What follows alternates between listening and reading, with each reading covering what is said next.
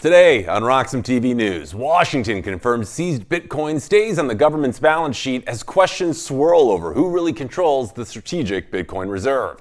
In Minneapolis, protests draw national attention after the Pentagon quietly places active duty troops on standby.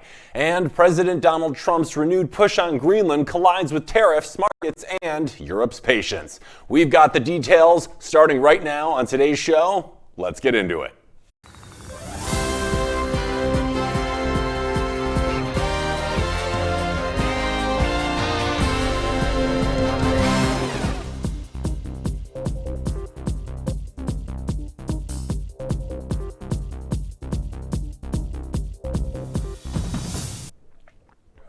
Good morning and happy Monday, everyone. Welcome back to another week here at RoxomTV News. I'm your host, Hank Hudson. Starting us off this morning, President Trump is escalating tensions with Europe by directly linking renewed pressure over Greenland to the threat of economic retaliation. In some online post, President Trump warned that European countries resisting U.S. efforts to acquire Greenland could face higher tariffs, turning what had been a strategic debate into a trade confrontation. Now, Trump has floated the idea of acquiring Greenland before, but this is the first time he has so clearly paired the issue with punitive trade measures. And just today, he answered no comment when asked if he would use force to seize Greenland. Now, that shift in approach is what triggered a rapid response across all of Europe. Germany and France rejected what they described as economic blackmail and warned that Europe is prepared to act collectively if the United States follows through.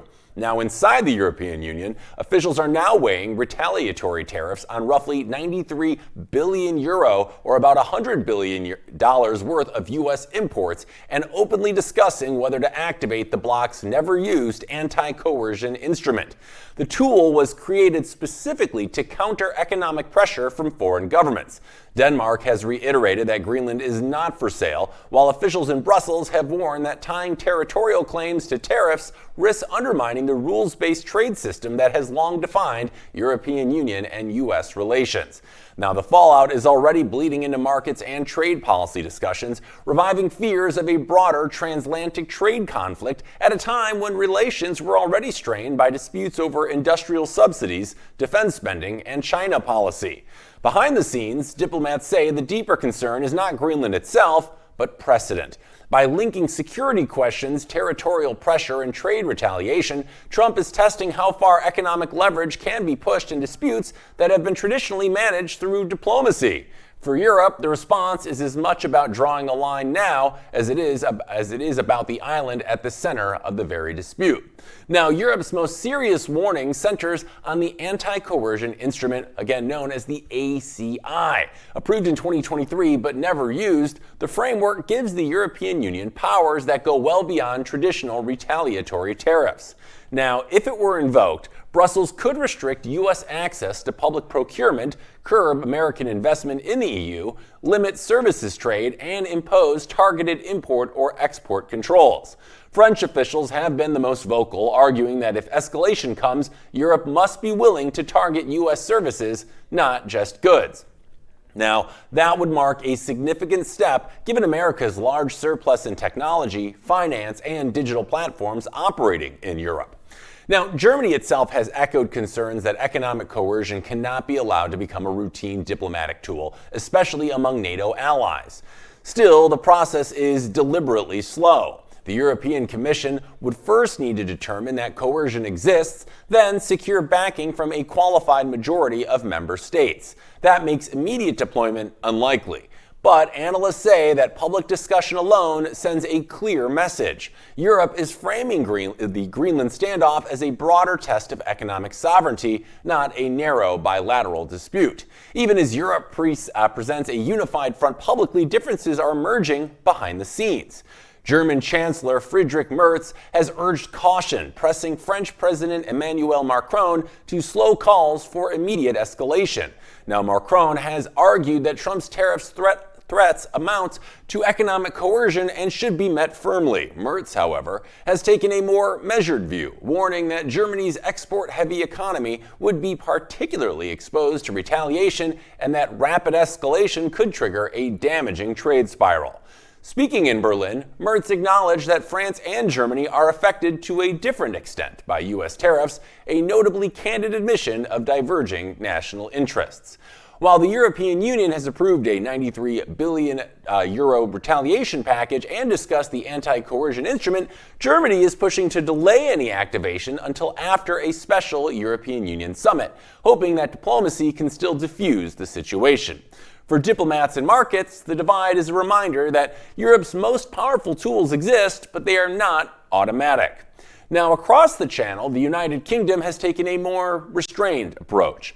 British Prime Minister Keir Starmer has emphasized de-escalation, calling for calm discussion and respect for Greenlandic sovereignty while keeping channels open with Washington. Here's more of what he had to say. Alliances endure because they're built on respect and partnership, not pressure. That is why I said the use of tariffs against allies is completely wrong.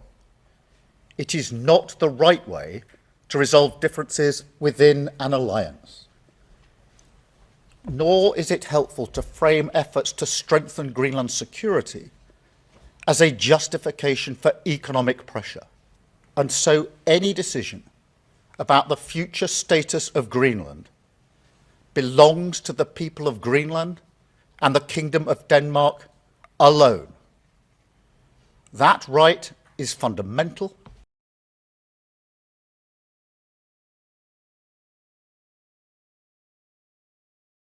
between allies. And let's be clear, the security of Greenland matters. And it will matter more as climate change reshapes the Arctic, as sea routes open and strategic competition intensifies. The High North will require greater attention, greater investment, and stronger collective defence. The United States will be central to that effort, and the UK stands ready to contribute fully alongside our allies through NATO. Now, Starmer warned that a trade war between allies would hit households on both sides of the Atlantic at a time when economic pressure is already high. Unlike the European Union, Britain has largely ruled out immediate countermeasures, saying it will prioritize diplomacy over economic punishment. Starmer also made clear that London's approach would differ from Brussels, placing greater emphasis on maintaining close US-UK ties on security, intelligence, and defense. The stance has drawn criticism at home from opponents who argue it risks appearing weak, but Starmer has pushed back, insisting that pragmatic does not mean passive and positioning the UK as a potential mediator rather than an escalator. Now, in a twist that unsettled European diplomats, Trump has also linked his renewed pressure over Greenland to frustration over not receiving the Nobel Peace Prize. In a letter to Norwegian officials, Trump suggested he no longer felt obligated to think purely of peace after being passed over for the award, which was given in 2025 to Venezuelan oppositional leader Maria Corina Machado. Now, Machado later presented her Nobel medal to Trump during a White House meeting, citing his role in U.S. operations that led to the ousting and capture of Nicolas Maduro. Norway's Nobel Committee clarified that while a physical medal can change hands, the Nobel Peace Prize itself cannot be transferred. European officials privately say the episode blurred the line between personal grievance and statecraft, reinforcing concerns about unpredictability and complicating efforts to de-escalate. Now, markets moved quickly in response to this news. Trump warned that new tariffs could begin as soon as February 1st unless the United States is allowed to acquire Greenland, reviving trade war risks many investors thought had receded. European stocks and U.S. futures fell more than 1%, while gold hit record highs in the dollar weekend, classic signs of risk-off positioning. Luxury stocks and European automakers led losses, reflecting fears that tariffs would directly pressure demand and margins. And with EU and US trade totaling roughly $1.5 trillion a year, even the threat of tariffs carries real implications for supply chains and corporate earnings. Strategists say markets can absorb rhetoric, but a move toward formal tariffs or EU countermeasures would raise the risks of broader volatility across equities, currencies, and credit. Well, I want to give you my beat on this situation because here's where this starts to feel less strategic and more personal. this isn't about only Greenland anymore. It's about combining personal validation, trade policy, and territorial pressure into one very unstable mix. You see, Europe is reacting forcefully because once economic coercion becomes normal, it stops being a tool and starts becoming the default. Markets can price tariffs. They have a much harder time pricing unpredictability. And that uncertainty, more than any single tariff threat, is why this standoff is now being watched far more closely than it was just a week ago. All right, joining us to talk about this story and others, we got the man with all the beats, the biggest beats, in fact, my good friend of the program, Stephen Orr. Stephen, happy Monday. How are you? Thanks for joining us. Thanks for having me, Hank. That's a mouthful of Greenland and the president and needing some trophies on his desk. It is. What is your beat on this? He's really upset he didn't win that Nobel Peace Prize, and it looks like he's taking it out on the EU with tariffs. Is this an unusual thing to see? What's your beat on it? You are the president of the United States, and you need to act like it, right? I mean, the diplomacy is the key here. Now, if he is saying carry a big stick and be really loud, then he's done that, right? You hear it now from Emmanuel Macron, which is the president of France, who has changed his tune and reversed and saying, look, we're willing to work with you, but you can't demand things like this. And demanding of Greenland is very interesting. This is not unusual in that we've had history behind this a little bit, but it's unusual in the way that he is demanding it. He's saying that he's willing to take it by force or by payment. I think the last payment brought to the NATO in the EU is $700 million. That's a steal. But if you look at it from the perspective of the past of the United States, it's not really a steal in this case. You look at Seward's Icebox, which was Alaska. You look at the Louisiana Purchase. We purchased that from France. Look, this is not unusual. It's unusual in this time period because we don't have a lot of changes in the lands and in what divides us. But what is different here now is that we have several articles in place, including NATO, that keeps us, it protects the divisions of those properties and those country divisions. So Article 5 of NATO states, if one gets hit, we're all with them. So this is not just about Greenland. We're hearing now reports that the Danish, as you mentioned earlier, the Danes are not happy with this situation. The president there, Merz, is very, very unhappy. You're looking at NATO in general.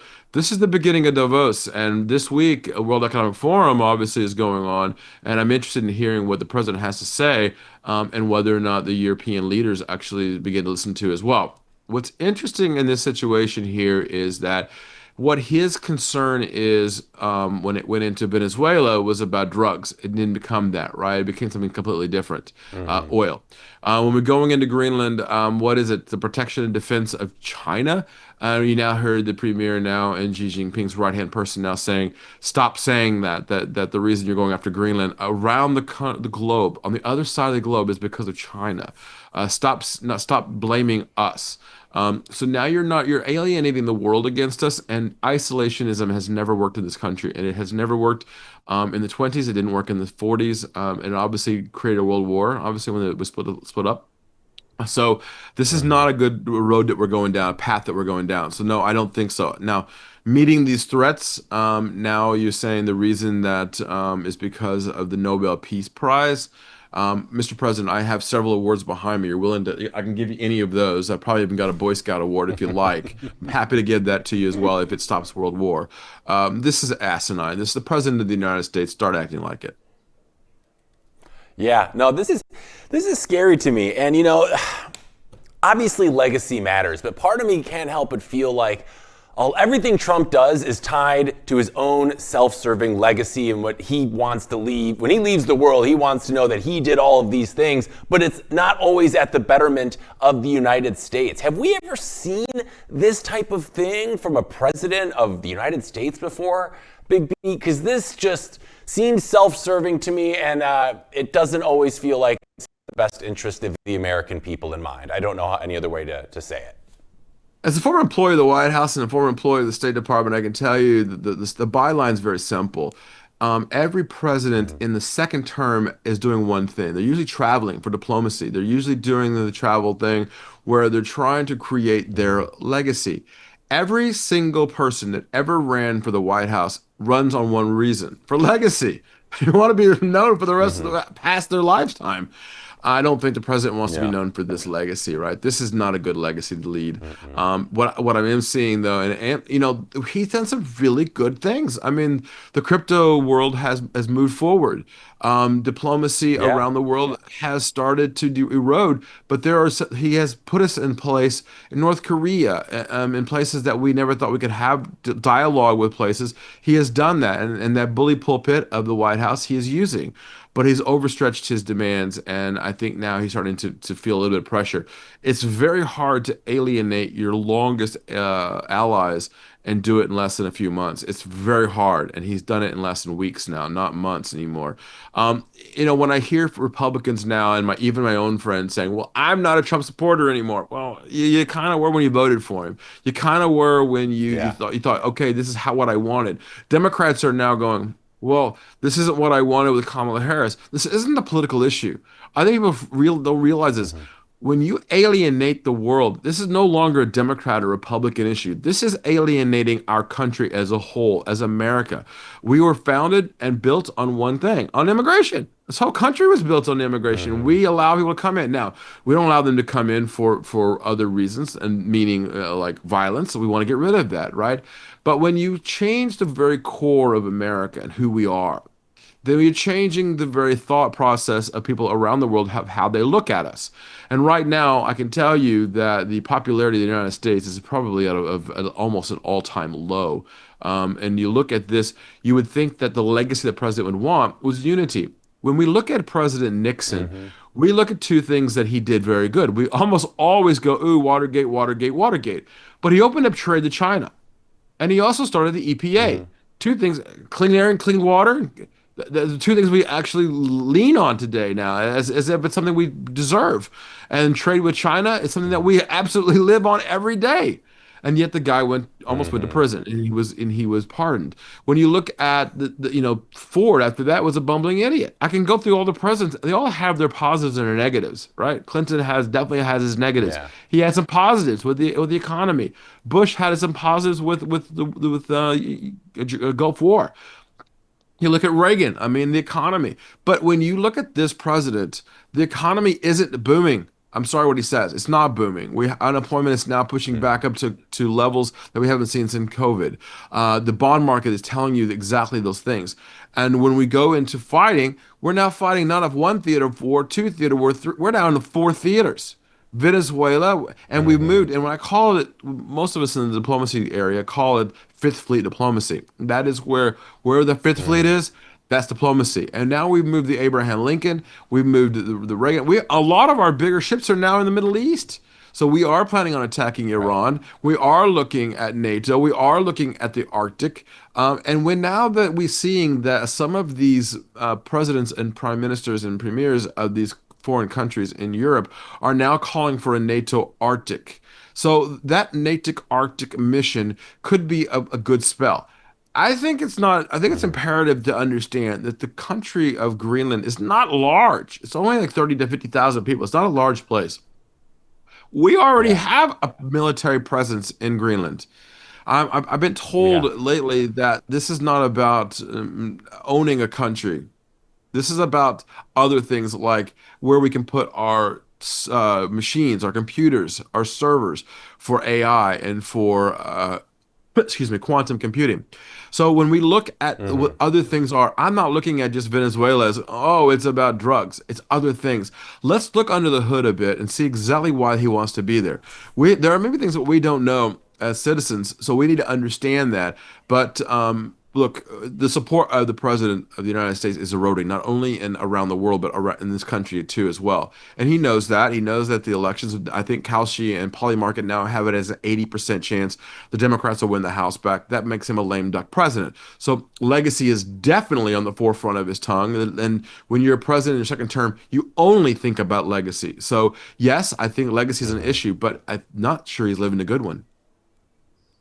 Yeah, no, I couldn't agree more. And it kind of begs the question, like, we already have troops stationed in Greenland. Could these same things be achieved through more diplomatic measures? Like, we don't have to, I mean, he's like not even ruling out potentially seizing Greenland by force, which is a scary thing. And it makes me think that maybe we're starting to be on the wrong side of history. Do you think there were maybe other ways he could have chosen to go about this? Well, I think not writing a letter to Sweden saying because I did not get my Nobel Peace Prize, that's probably about as narcissistic as it gets and childish. It's like, Yeah. dear teacher, dear mom and dad, because I didn't get my piece of pie at dinner, I'm not going to play baseball or go outside. I'm going to be a bad brat. That's what's happening right here. Let me just boil this down. This is bullying on a level that we haven't seen from the presidency in a long time. But I will say, he makes very good points about the ownership of Greenland. If we want to do it, go about the right way. Go to The Hague and go to the Netherlands and ask and see what he wants. If that's what he wants, Yeah. and he got elected, duly elected, but there's better ways of doing this. The force is not always the answer. He's saying that force is the answer now because they weren't susceptible to talking about it. Well, you're talking about it taking over another country, a sovereignty. Yeah. So no, I don't think this is right. No, I think that he's going about this the wrong way. But it's also terrible that we've also gutted the diplomatic corps. The United States Department of State, Yeah. most of those ambassadors that we have in these different missions and in the embassies are not the same ones that were there over the last 40 years. This is not drain the swamp. You're building the swamp. I'm not happy about this. Right now, I think that the president needs to rethink this. I think Secretary of State Marco Rubio needs to rethink this. And I think the reason of the State Department is exactly what it is. It is Department of State. It is for diplomacy. It is not a bully pulpit. We don't change the War Department and my goodness, we're telling the world that we're about to go to war. So yeah, I think this is not a good situation. We need to tamp this down. I've had this chat 3 times this morning already about how we need to lower the chaotic talk and get into more diplomacy feel. Yeah, and not to mention, I think Europe's sweating it because this potentially could set a really unique precedent of using economic leverage to force political outcomes, and that would seemingly be a real slippery slope, especially as Trump is worrying about his legacy right now. We've heard talks about Cuba and other places as well, so this could just be the first domino to fall in that particular regard. So we'll be interested to see how this plays out. And speaking of precedent, I want to move on to our next story here, Big Beat, that's going on the streets of Minneapolis. And what began as a local protest has now drawn attention from the Pentagon. You see, demonstrations against U.S. immigration enforcement intensified over the weekend as anti-ICE protesters confronted a small group of far-right activists near a federal building. Witnesses say the far-right group was heavily outnumbered and ultimately chased away, leaving a police escort behind. Let's take a look.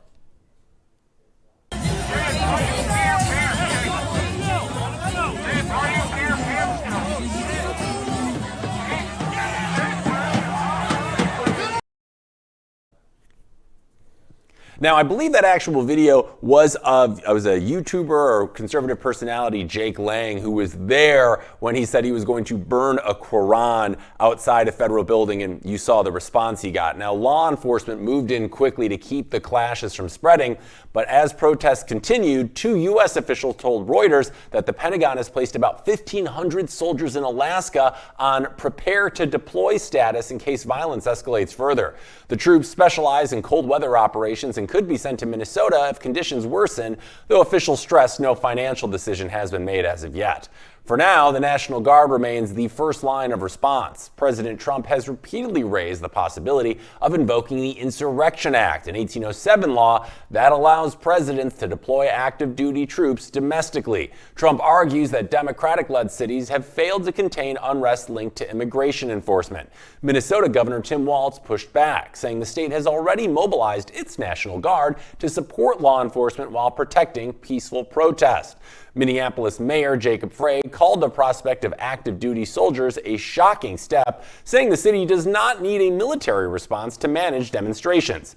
Civil rights groups and legal scholars warn the standoff raises the risk of constitutional clash between federal authority and state governments. And for viewers at home, this should matter because it shows how fast local unrest can escalate into a national power struggle and how close the U.S. may be to testing laws reserved for extreme moments. All right, we're bringing Big Beat back. Big Beat, we talked about precedent in the last story, and I want to talk about it again at the top of this story. This is a dangerous one because if Trump were to institute the Insurrection Act here, it would kind of allow him the freedom to do it whenever he feels necessary, which is a bit of a scary, uncapped cap on presidential power. What are you making of this potential of him sending 1,500 U.S. Reserve troops to Minneapolis? What are your thoughts? Well, the law was actually written in 1807, so that should tell you a lot about why we had the law itself. The Insurrection Act is also protected by the Posse Comitatus Act as well, which states, when we look at the elections, it can't cancel elections, it can't cancel the court decisions, it can't cancel, it's not going to create martial law. There's a lot of things that those two rules actually protect us against. They were invoked in 1957 for Eisenhower during desegregation of schools. 1957. 1960s for civil rights. 1992 for the Rodney King Los Angeles riots. And in 2020 by Trump. Now, he didn't actually put them to use. He threatened to use it, and he's starting to use it again. I don't think it's a good, smart move. This is not one of those times when the Insurrection Act should be used. This is when a case when massive things happening, not some of this nature, especially, but threatening to invoke an act of this level caliber is what we call burning the house down when you just want to feed the baby. Look, there's a problem here. When you have to do this, there's an unrest in the public, an unrest, and we just talked about it from the perspective of Greenland and the unrest of the United States. There's a lot of unrest here in the country, and I think it's growing. Immigration has become a massive issue, and we know now that the Somalians that's where we put them. And we know that there are problems. So is this a situation where you need 1,500 soldiers to quell a Minnesota riot? Wow. I can't imagine we want another Kent State issue, right? Where we deploy National Guard to a university when kids get killed. This is absolutely asinine to me. There's better ways of doing this and creating this. Now, this is the president's judgment. It is his call. But he needs to explain to the American people why he's doing it. And I don't think that he's done that. There are guardrails put in place for this very reason, and that hasn't been done. I'm not trying to be hard on the president today because he's done a lot of very good things here in the last 6 months. But it seems that he is missing some of the point about what's going on and the violence and the chaos that's happening right now. But a lot of this is on his doorstep. He is the president of the United States, so he needs to make these decisions. So when I look at this, no, this is a very bad situation, and it needs to be quelled quickly. And I think the National Guard can handle this on their own. They usually do. But remember the Insurrection Act. I mean, you're really going to need the governor's decision here. You're going to need some input. And I believe that he ran for vice president of the United States. So there is some harshness between the governor Walz and the president of the United States, of which neither one respect each other. This is, again, not a political issue. This is an issue of people being unhappy, and we need to quell this. And needs to not be a situation where give me a prize and I'll help you with your state. You are the president of the United States. Again, act like it. Okay, so I've got a thought on this, Big Beat, and I would love to get your take. So if Trump were to send 1,500 of these, federal troops into Minneapolis, my worry is that these types of troops aren't necessarily equipped to handle like civilians the way that police are, right? They are trained for wartime measures. So they kind of come into this situation with a very different mindset than you would have your local police, who are used to working with the community and trying to do things better for the community rather than just go in there and wrestle order away from everybody. So part of me wonders, could Trump potentially be eager to do this, knowing full well that if he sends federal troops in there, it's going to be absolute chaos. But if it's chaos, he can say, look, I sent troops in there. Look at the backlash that happened. It's even worse. And then it would give him even more power to send them whenever he feels fit, even though I think he could be further adding fuel to this problem rather than necessarily solving it. Do you think I'm off on that assessment? I'd love to get your thoughts. The question that it raises is whether or not the president is doing it to actually quell the uprising.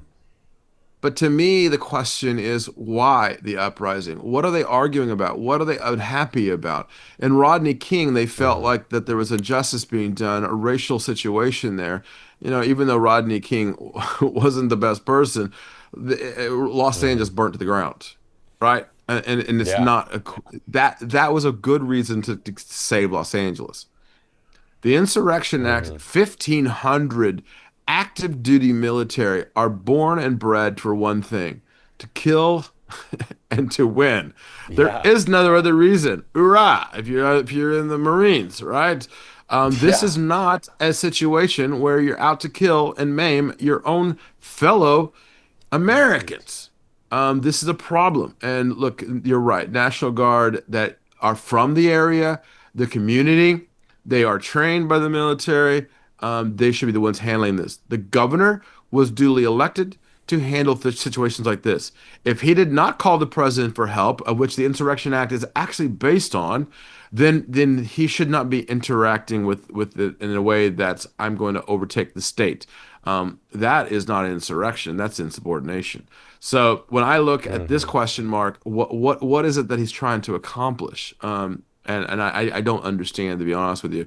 Now, there are some serious issues. We talked about it last week in your show about how we have with the Learning Center, right? This was a massive problem, Right. and we have massive fraud. And the president is very right to go after the fraud. But you don't go after fraud with military. You don't go after fraud because you have bad actors or bad hombres, the president would say. You go after that with who's in that area. Now, is the insurrection big enough? Well, interestingly enough, we had an insurrection. It was called January the 6th. It didn't send troops after that one either. So I have a problem with his judgment in questioning why now, and when there's a lot less people with insurrection in a state that doesn't really like him too much. So, there's a big question mark there. But yeah. Yeah. And we talked about with the Nobel Peace Prize thing, and you've seen it countless other times. He's certainly shown a vindictive streak in the past, and given the fact that you kind of alluded to it earlier, Tim Walz was running against him with Kamala in the last election. Part of me wonders he sees an opportunity to absolutely bury him, especially when Walz is, in the very middle of this whole Somali And not running for funding re-election. scandal thing. Well, and he's not running for re-election, so why are we, look, if you're going to try to fix a problem, fix it, but you don't fix it by, and that's just absolutely asinine, yeah. Yeah, so part of me wonders again, is this just him kind of running his own agenda, like, oh, I got a chance to bury him, even though he's already given up. He's not running, you said, but I don't know. I don't like it. I really hope it doesn't come to that, and it's causing a lot of friction, between state and local or federal government, so we'll see how it plays out. All right, we're going to move on to our next story here that's happening inside Iran, where the streets have gone quieter, but the tension there has not. You see, after weeks of nationwide protests and violent crackdown, Iranian authorities say the unrest has largely subsided following days of massive bloodshed. Officials now claim at least 5,000 people were killed during the protests, including roughly 500 members of the security forces.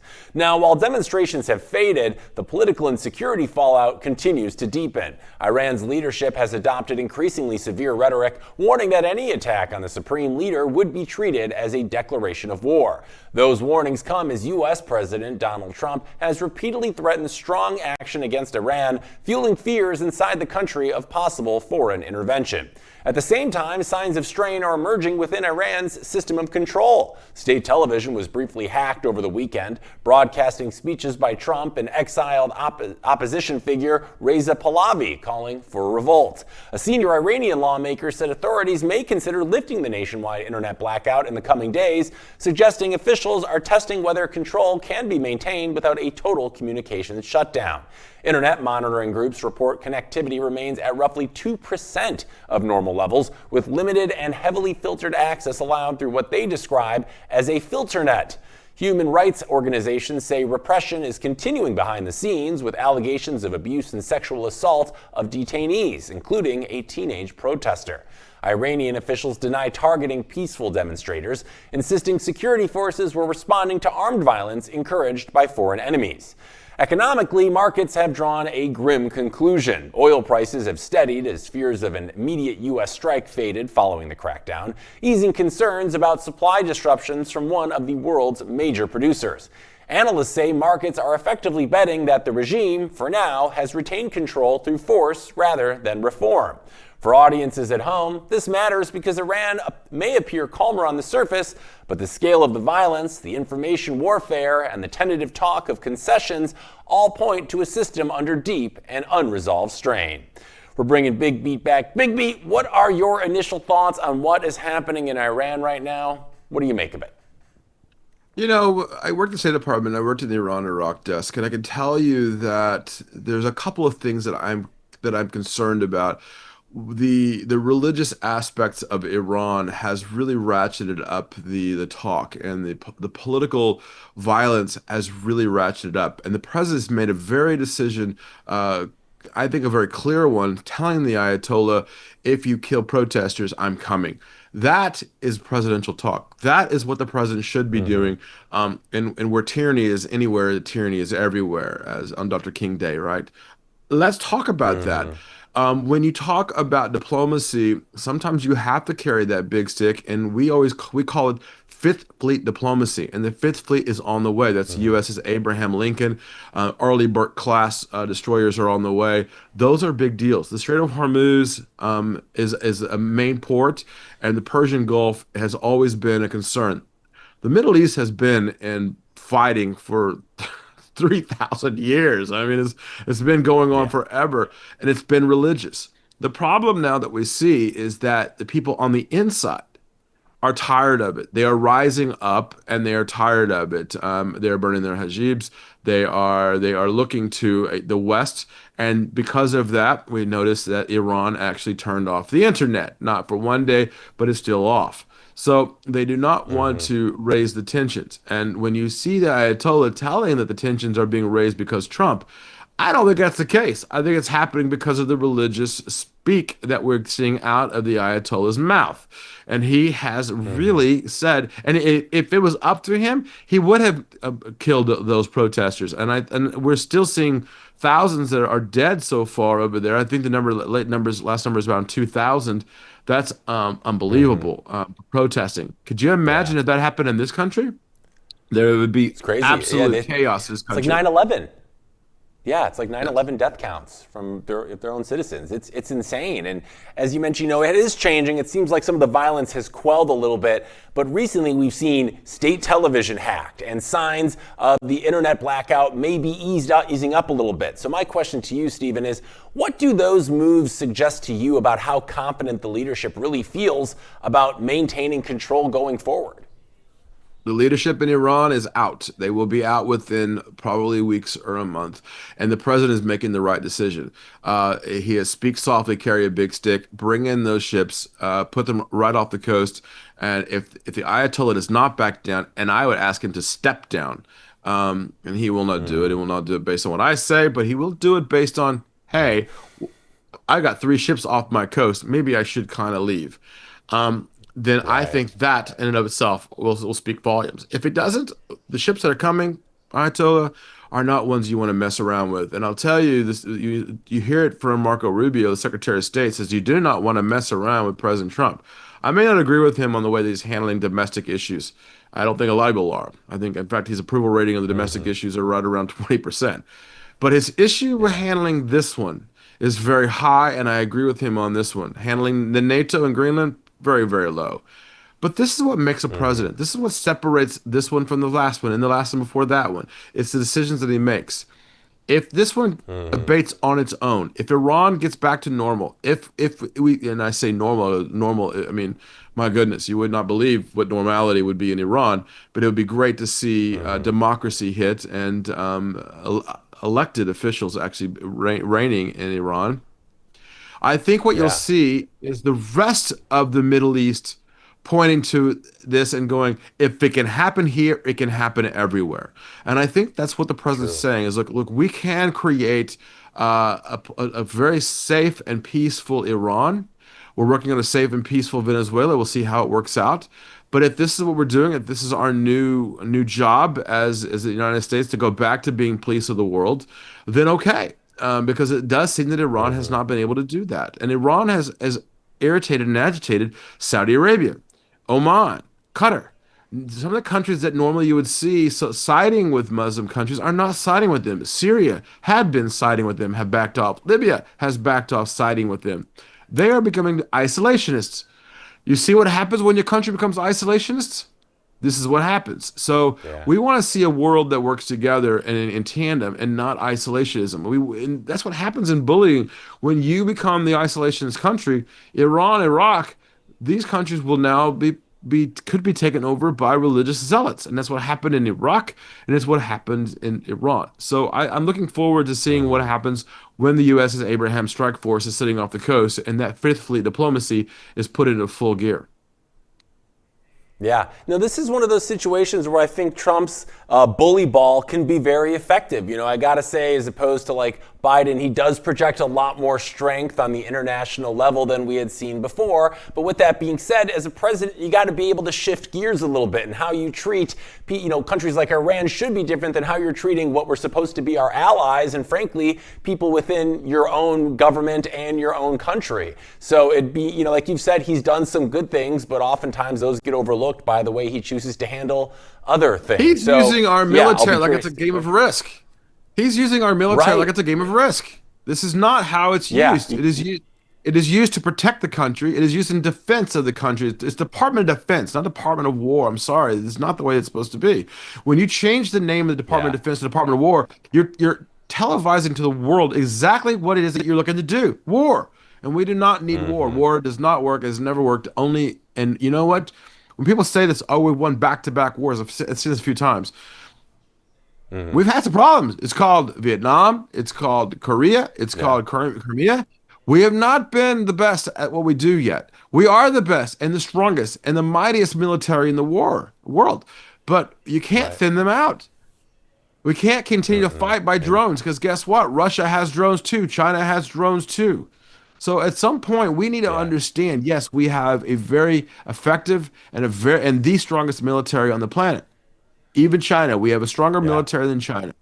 But we got to stop showing our hand, and we got to use diplomacy to keep them going. Look, you even heard it from Vice President Vance saying the exact same thing. He asked the president to use diplomacy in Iran first, and that spoke volumes to me.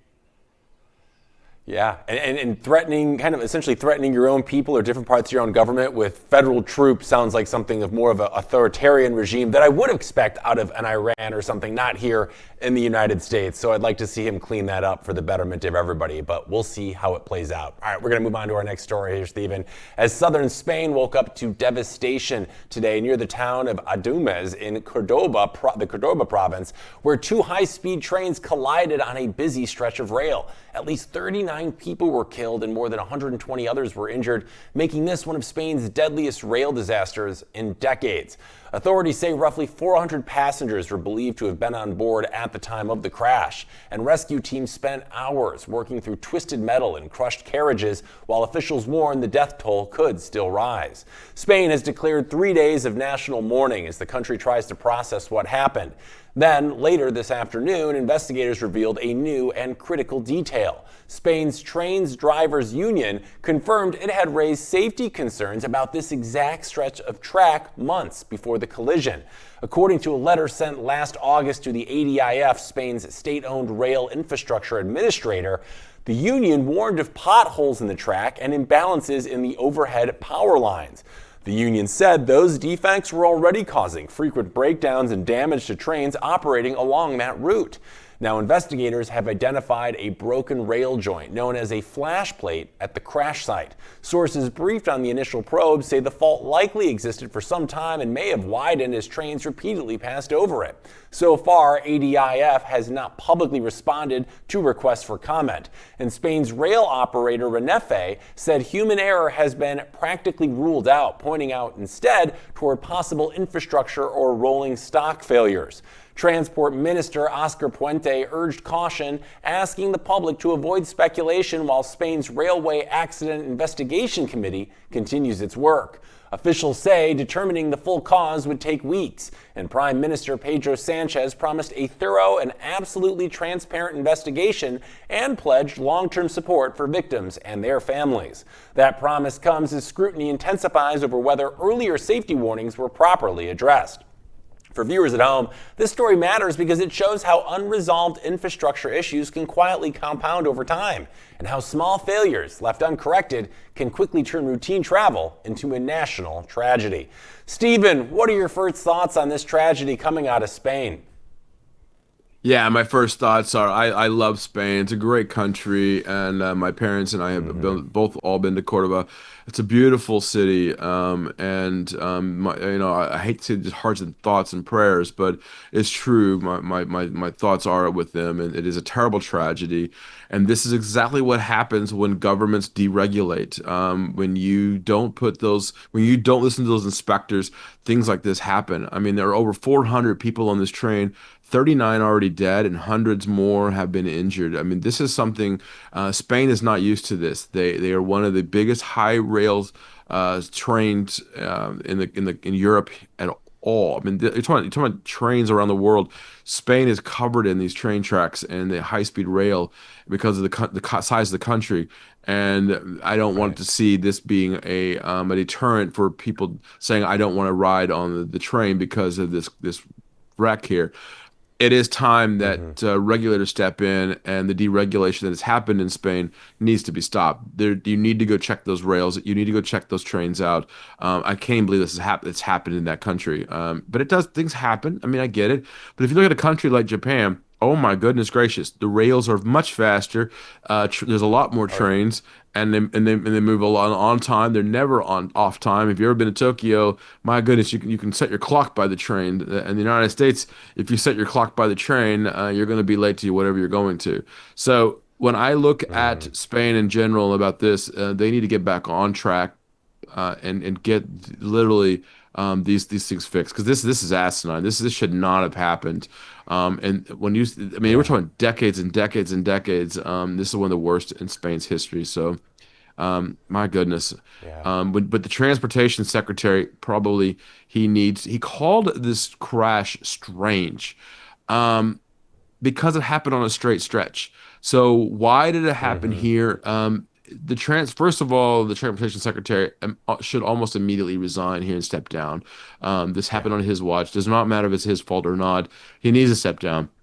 But for him to call it strange was very interesting to me. I'm not a conspiracy theory guy, as everybody knows, but it was a very long stretch of track that was straight. And why did this happen? It's very interesting, and I would also say it's strange. But I'm not a train guy. I don't know the regulations behind this, so I'll leave it at this. Fix it. I don't know what else to say. It's like SNL. Fix it. I mean, there's nothing else to say about this issue. Yeah, no, I think for me, when I heard him call it strange, to me, that makes me feel like he's trying to kind of kick the can down the road. It was a strange thing. Nobody could have predicted it. However, the train drivers union says it flagged problems on this exact stretch of track months ago. So my question to you, Stephen, in situations like this, who does responsibility usually fall on in the public's mind? Is it the operators, the regulators, or the people managing the infrastructure here? Who's really to blame at the heart of this? Yes, yes, and yes. I mean, when you look at it, when you're being told by the union guys, hey, there's something wrong here on the tracks, and it goes up the line, but yet it gets buried under paperwork, these are lives endangered, right? This isn't like someone didn't like the food that they got on the train. This is the actual movement of the train and whether or not it could derail and whether or not it could kill people.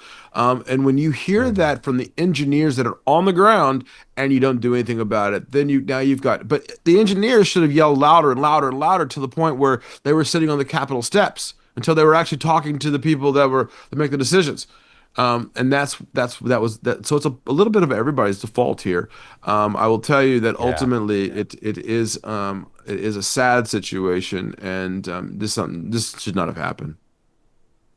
Yeah, couldn't agree more. And our thoughts and prayers are certainly with the people of Spain right now. It's a real tragedy. So we're going to take a quick break here at Roxom TV News. But when we return, Stephen and I are going to be talking about the New York Stock Exchange unveiling a 24/7 tokenized trading plan. So that and more coming up right after this break. Stay tuned.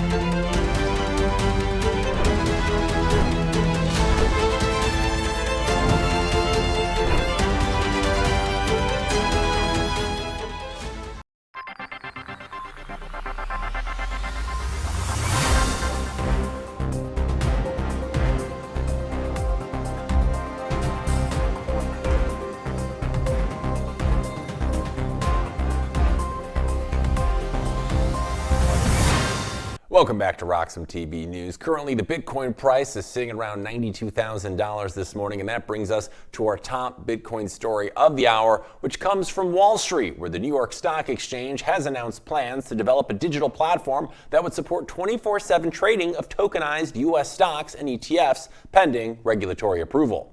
Now, the proposal would represent equities as blockchain-based tokens, allowing them to trade continuously outside traditional market hours. Settlement would move on-chain, potentially cutting down clearing times and replacing legacy infrastructure that still depends on decades-old systems. One important clarification up front, however, this is not the New York Stock Exchange launching native crypto trading or opening Bitcoin markets. It is a plan to wrap traditional stocks in a digital format so they can trade continuously, mirroring the always-on nature of crypto markets without changing the underlying assets. From a market structure standpoint, this could expand access for global investors, reduce time zone friction, and challenge the long-standing 9:30 a.m. to 4 p.m. trading window. It also signals that legacy exchanges are responding to capital flowing into systems that never close. But there is a deeper issue underneath the announcement. The global financial system does not suffer from a shortage of trading hours. Public companies already have countless ways to raise capital, issue shares, buy back stock, or dilute ownership when it suits them.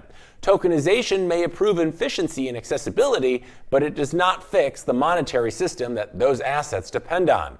These tokens are still denominated in fiat currency, issued by companies with flexible supply, inside a framework that steadily erodes purchasing power over time. For our audiences at home, this matters because it highlights a growing divide, modernized financial rails on one side, and deeper questions about the foundation of money itself on the other. Stephen, New York Stock Exchange is talking about tokenizing stocks and trading 24 hours a day, which sounds radical on the surface. What is the exchange actually proposing here in plain English for those of us at home? Well, after all the stories we had this morning, I'm glad I see a story that's actually a good story. And it fits. Look, blockchain. I'm excited about this 24/7. In the 90s, I remember when we were going to Globex, and I was like, gosh, I got to sleep at some point. And the world has changed since then, right? And we look at crypto, it's already 24/7. So I love this. It's not just the New York Stock Exchange. This is ICE. This is the Intercontinental Exchange. They're looking to do this 24/7. And on the blockchain so that we can tokenize the actual shares, including fractionalized shares. We'll get off the pillar version that we use now, which is pairs up the share with the fiat currency. I'm excited about this. This is finally, we don't have to wait till a lot of the customers today don't have to wait until 9:30. The questions you have to ask is liquidity. Is there going to be enough liquidity around the world for this new venture? We saw Blue Ocean now allowing longer hours, and I think this will hurt Blue Ocean, obviously. But I look at the digital tokenization of this, and I am super excited about this. You can't fake it. You know where it's coming from. You know who's buying, who's selling. liquidity becomes a question. But I'm totally in favor of this. I've been saying this forever as a member of the ABCA, American Blockchain and Cryptocurrency Association. I can tell you, I'm a proponent of blockchaining the tokenization of securities, because now we know who, what, when, why, and where, and you can't fake it and you can't steal it. So I'm excited about this, and I think it's going to be a good thing. We just got to make sure the liquidity stays there. It's also a good thing for retail so that they don't have to get stuck until 9:30, and it also will lower the volatility in the morning. So I do like this also as well. There's a lot of cool product behind this, and the people building it are very smart people. I know them personally. I'm super excited about it, especially the Nasdaq side and the ICE side, the New York Stock Exchange. So this is super exciting, and I'm all for it. Let's go. Yeah, it does seem exciting. And really quick, I do have one question. This is the Bitcoin story of the hour. So my question to you is, how do you feel like this is going to affect Bitcoin? Because oftentimes we see news will happen over the weekend. Traditional markets aren't trading, so you see that news reflected in Bitcoin's price because it's something that you can access 24 hours a day, 7 days a week. Do you think that will change the volatility we see on weekends with Bitcoin specifically, as the news will be able to react in other markets and not just the Bitcoin and crypto markets? Well, I think you have the question is about the tokenization of it, is what's pushing it, the gas fees, right? Ethereum or Solana, or what's the gas behind it? And in this case, I don't think it's really going to affect Bitcoin as much. Maybe if I'm buying Nvidia stock, are they buying Bitcoin and together? Yes, we have seen a pairing of the exchanges, but no, I don't think there's going to be much of a change. I think with a question mark around this is liquidity at night. This will allow people at 3 o'clock in the morning, if something happens, they can buy and sell a stock. If they're no longer hampered by the 9:30 to 4 every day now, and 24/7 trading. We're just used to it by now, and I think the exchanges are just catching up to what everybody else is doing. And it also allows international trade. I mean, a good example of that would be for me when I'm in a foreign country and I want to be able to trade or sell something. Then I like this. Remember, this is pairing up with tokenization. This is not the actual share itself. So I do like this. I like their ideas. But eventually, it will be both. It'll be pairing the actual shares with, and look, I don't think fractional shares are a big deal. People don't really like fractional shares. It's not really something it's not taking over the market. But I think it'll also pretend to be when it goes into the options market too. It'll also be 24/7 the options market. So you'll also be able to trade options, because I think that's important too. So this thing is really setting precedents in a lot of ways, because it is the New York Stock Exchange. This is not some third world exchange trying to start something here. This is the premier exchange of the world, them and the Nasdaq. And I say this quite often because I love both exchanges very almost equally. But this is where the world is going. And I'm very proud to be a part of what's going to happen here. And I will definitely be buying shares at 2 o'clock in the morning. So I like this. Well, I got to tell you, the only thing I like more than having everything on chain, Big Beat, is having you here with us on Roxom TV. So as always, thank you so much for joining us, sharing your many years of wisdom with us. It's always a pleasure, and we can't wait to see you again next week for more. And I hope you have an amazing week, my bud. Thanks again for tuning in with us. You're the best. Appreciate it. And of course, as always, big love to you, Hank, and Roxom TV. We love what you guys are doing. Thanks for having me on. Awesome. Always a pleasure. Thanks, Big Beat. See you next time. All right, gang, we're going to take a quick break here at Roxom TV News. But when we're back, we're going into the second hour of today's show, which includes a special guest and an interview you will not want to miss. So stay tuned. More Roxom TV News coming your way this Monday, right after this quick break.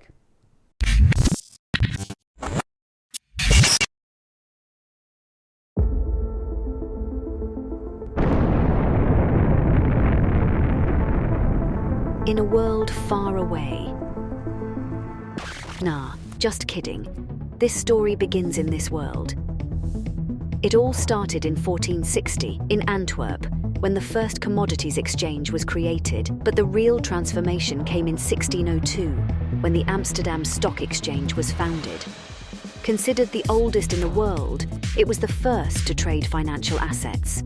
Over the years, Britain expanded its colonial and maritime influence, and the British pound sterling overtook the Dutch guilder in the market. Thus, the London Stock Exchange became the financial centre of the world.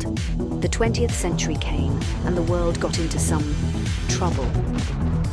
But shortly after World War II, the Bretton Woods Agreement established the dollar as the world's primary reserve currency, and the center of the planet moved to Wall Street. Today, we're traveling at the speed of light towards a new age, an era shaped by the consolidation of Bitcoin as the currency that will define the future of the markets.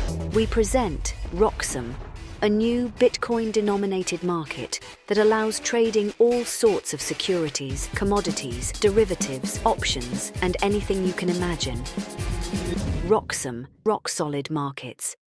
Welcome back to Roxom TV News. Before we get into the second hour of today's show, let's take a quick recap of what we covered during the first hour of today's program. President Trump's push to acquire Greenland escalated over the weekend after he directly tied the idea to potential tariffs on Europe. Officials are warning this has become less about Greenland itself and more about how economic pressure is being used in diplomacy. In Minneapolis, protests tied to immigration enforcement are drawing national attention after the Pentagon placed about 1,500 active duty soldiers on prepared to deploy status. While no deployment decision has been made and the National Guard remains the first line of response, the situation has reignited debate over federal authority, the Insurrection Act, and how quickly local unrest can escalate into a national power struggle. And finally, we looked at the rising tensions around Iran, where officials are warning that any U.S. attack would amount to full-scale war following weeks of protests and a deadly crackdown. Even as the streets have grown quieter, the scale of the violence, ongoing repression, and signs of internal strain have left analysts warning that stability may be superficial, with markets effectively betting that control has been maintained through force rather than reform. That's where we stand coming out of the first hour. Now let's get into the second hour of today's show that starts with one of the topics being discussed amongst Bitcoin circles. Guys, let's roll the stinger.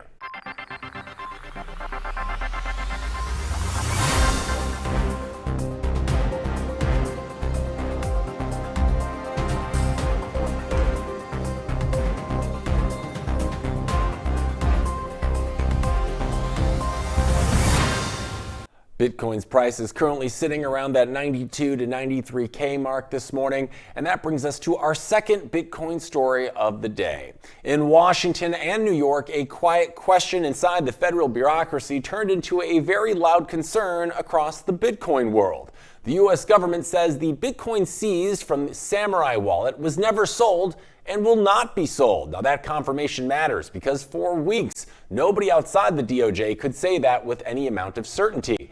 Earlier this month, journalist Frank Corva reported that the Southern District of New York and the Department of Justice may have liquidated Bitcoin forfeited in the Samurai wallet case. That would have run directly against Executive Order 14233, which requires forfeited Bitcoin to be retained as part of the U.S. Strategic Bitcoin Reserve. Corva also pointed out this was not the first time the SDNY appeared to move in defiance of broader federal guidance in this case. Now that detail is what triggered the alarm bells. You see, on January 5th, those concerns reached senior levels of the administration. Patrick Witt, executive director of the President's Council of Advisors for Digital Assets, replied publicly on X with a short but telling response. We are looking into this. Now, at this point, the uncertainty was resolved. Late Friday, however, that changed. Witt posted an update confirming the Department of Justice did not liquidate Bitcoin forfeited by Samurai Wallet and will not liquidate it in the future in line with the Executive Order 14233. Now, the Bitcoin will remain on the U.S. government's balance sheet as part of the Strategic Bitcoin Reserve. That directly contradicts fears that the assets had already been dumped on the open market. This clarification landed as a significant win. It reinforced the executive order is being enforced and that forfeited Bitcoin is now treated as a strategic asset rather than a disposable seizure. Witt later reinforced the stance in a recent interview, saying the Strategic Bitcoin Reserve remains an active priority. Here's more on what he had to say. We've had good engagement from the DCOSP team, which is Stephen Miller's team, that kind of, make sure that all of the executive orders that have been signed by the president, that the agencies are moving out on them, making good progress. The Treasury team, Commerce team is involved. That one is, it's interesting. It seems straightforward, but then you get into some, obscure legal provisions and why this agency can't do it, but actually this agency could. So We're continuing to push on that. It is certainly still on the priority list right now. And I think with some of the latest, kind of developments and things that we've learned and engagement from general counsels and different agencies, DOJ, OLC, for example, that's kind of the Supreme Court within the administration has provided some good guidance on where we can move out on this executive order of the president's and do so in a legally sound way. So more to come on that. Now, for viewers at home, this should matter because it signals real policy follow-through, not symbolic language, and suggests that Bitcoin is increasingly being positioned inside the U.S. financial framework instead of outside of it. All right, joining us now to discuss this story is Frank Corva himself, the Bitcoin journalist whose reporting raised early questions that forced clarity from the DOJ on the Samurai Wallet Bitcoin. Frank, happy Monday. Thanks for joining us on the show. It's great to have you. How are you? Good to be here. Please pardon any maybe technical glitches. I'm coming to you live from Medellin here in Colombia, about to board my flight back to New York. And as I was here, I saw the tweet from Patrick Witt. I haven't been super up to date on everything, if there's been anything else transpiring. I guess I have mixed feelings about whether or not the government has it. I know he says they have it. I did ask him for an address in response to his tweet saying, could we verify that you have it? Only because a lot of the evidence leading up to a lot of the evidence that I was presented with, it's a little bit strange that the SDNY would have them sign an asset liquidation agreement if they didn't plan to liquidate the assets and then have the money sent to what Arkham Intel shows is a Coinbase Prime address. So it would be helpful, I think, to the community to see an address that has that 57 and change Bitcoin, just don't trust, verify sort of mentality here. Right. No, absolutely. And we appreciate you joining us while you're on the road. But before we get into the nuts and bolts and the real details of this, I would love for you to kind of set the scene for us. Like when you first started looking into the Samurai Wallet case, what was the specific moment where you thought something here is not quite adding up for me? I can't say I'm like the most hardcore privacy advocate ever. I was obviously familiar with Samurai Wallet. I had never used it personally, but I had just started working at Bitcoin Magazine. I knew that this story was really, really important. It was important to me. It was obviously important to the community. So I attended all of the pretrial hearings, through all of the other hearings that took place, all the way through the sentencings for both William Lonergan Hill and Keone. I did it mostly just because I think this is probably one of the two biggest issues in Bitcoin right now. This, and I think de minimis exemption for some smaller Bitcoin, spending limits. Right. It's a very troubling situation to have developers of non-custodial tech be put in jail for this, because this technology, there was guidance from FinCEN in 2019 that very clearly said if you don't touch the keys to users' Bitcoin, then you're not a money transmitter. Yet he's in jail for Keone is in jail for 5 years and Bill is in jail for 4 years because of money transmission. So I was mostly, it was a curiosity. I know that the case was important, and also just wanted to be in the courtroom myself too. There's a lot of, you can read the transcript, you can sort of see what happened in the courtroom afterwards. But there's nothing like being there and sort of seeing the intonation. How is the prosecution speaking? How is the judge speaking? What is the interaction between the prosecution, defense, judge, et cetera, like? It was a lot. It was a lot to stomach. It just seemed like, at the end of the day, I kind of stand by this idea that it seemed like the SDNY proceeded with this case despite the fact that a memo from Deputy Attorney General Todd Blanche indicated that they shouldn't have. I can get into that in more detail if you'd like. And then also just generally speaking, not only FinCEN guidance, but it was 2 members of FinCEN that the DOJ had spoken with that actually said, please don't, you really don't have any grounds to move forward with this case. So considering all those things, I was curious to see how this was going to play out, and, it played out the way it did. And, I still think ideally the pardon is still on the table for both of the developers, because it just seems like this was an extension of Biden's kind of broader war on crypto and prosecution or regulation through enforcement or prosecution via legal enforcement. So there's a lot to, I think, still be sorted out here.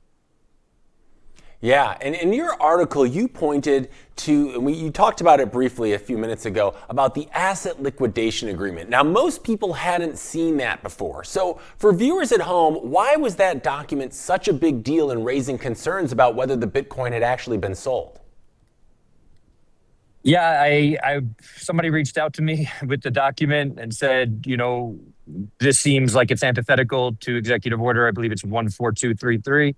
And again, it's, there seems to be like a broader story there of the SDNY moving forward with the case, despite guidance saying not to. And now we have an executive order from the president saying, don't liquidate any Bitcoin that the U.S. obtains through criminal forfeiture. And yet they're doing it anyway. I'm sorry, I'm trying to keep myself in view here. I can't seem to be doing it properly, but doing my best. So I was given that I was given that paperwork by somebody and very close to the situation. Can't share who it is right now, but and it just felt very strange to me. And again, I think the bigger question is still, why did you hold on to the Bitcoin if you had the DOJ sign an asset liquidation agreement with them? So it's like, okay, even if you did hold it, then what's the point of this liquidation agreement? I think Zach Shapiro from the Bitcoin Policy Institute tweeted the same thing, like makes this whole thing seem even a little bit more confusing at this point. And then more than anything, this idea that the Bitcoin was sent to what seems to be, based on some AI, some on-chain analytics, and also what Arkham Intel said, a Coinbase Prime account. It just seems like there's still a few answers that need to be, a few questions that need to be answered. Yeah, most definitely. And one thing I know that caught the attention of a lot of people was the path that the Bitcoin appeared to take, especially involving Coinbase Prime. So my question for you, Frank, is why did that movement raise eyebrows instead of feeling like routine government asset handling? So I think the bigger issue that we have here is I want to say that we technically don't know what routine government asset handling looks like. I've contacted the U.S. Marshal Services many times. I've contacted the DOJ many times. And these were inquiries related to Bitcoin and the amount of Bitcoin that they were holding. I've never once received a response from either agency. And I will say one thing in terms of my reporting. I had become so accustomed to not receiving responses from the DOJ and the USMS, the Marshal Service. I should have reached out to them, but we're talking dozens and dozens of emails that I've never received a response to. And I was also made aware that other journalists had reached out to them about this particular issue. They hadn't received a response either. So that was a little bit, I do have to take a little bit of the blame there. I should have reached out to them. I know the U.S. Marshal Service did issue a response to this as well. But, again, I think maybe even that address wasn't a Coinbase Prime account. I think the bigger thing that the public would like to see, Bitcoin is a transparent ledger. I don't see what the issue with releasing an address saying, here's some of the Bitcoin that we're holding are. We know that this is the nature of the asset. It's something that you can prove, but instead we're sort of getting, the Marshals has some, and maybe some other sectors of the government have some Bitcoin, but there is no specific address or group of addresses that prove that what is supposed to be a strategic Bitcoin reserve is forming. If the government doesn't want to ever release those addresses, that's totally fine. But at the same time, we're still sort of trusting that whatever amount of Bitcoin they say they have. There's no number right now, aside from the information that the U.S. Marshal Services provided to, I think it was Lola Leaks, a few months back, saying that they hold something like 20 to 30,000 Bitcoin. That's really all we know. But even with that, they didn't provide an address. I think that's the only hard information we have. That and this big seizure that happened it was from the pig butchering scam in Colombia. I think it was over 100,000 Bitcoin. Apparently, they've seized those Bitcoin and they'll be holding on to them as well. But I think the bigger thing is maybe just, it would be great to know what the total is, how that Bitcoin is being protected, held, etc. I don't know that we're necessarily entitled to it, but we all know that this is sort of the nature of the asset is transparency, and I think it would what's the word? Goodwill. It would make I think it would put a lot of people's minds to rest when it comes to what the strategic Bitcoin reserve actually looks like in the U.S. Yeah, I think we're still waiting on a lot of clarification onto what that is and if we'll ever actually start acquiring Bitcoin rather than just taking the seized ones the United States government gets. And another thing I thought was interesting, I want to go back to the SDNY. You've written that this wouldn't be the first time the Southern District of New York appeared to operate somewhat independently. So my question for you, Frank, is why does the SDNY have that reputation and why does it matter so much in a case like this? It's a great question. I'm probably not the best person to answer why they have that reputation. For those who don't know, the SDNY is where all major financial crimes that the U.S. has any jurisdiction over are tried. So this is where Sam Bankman-Fried was tried. This is where, crimes even bigger than just financial crimes. This is where P. Diddy is being tried. This is where Jeffrey Epstein was tried. This is a huge court district. And again, they have...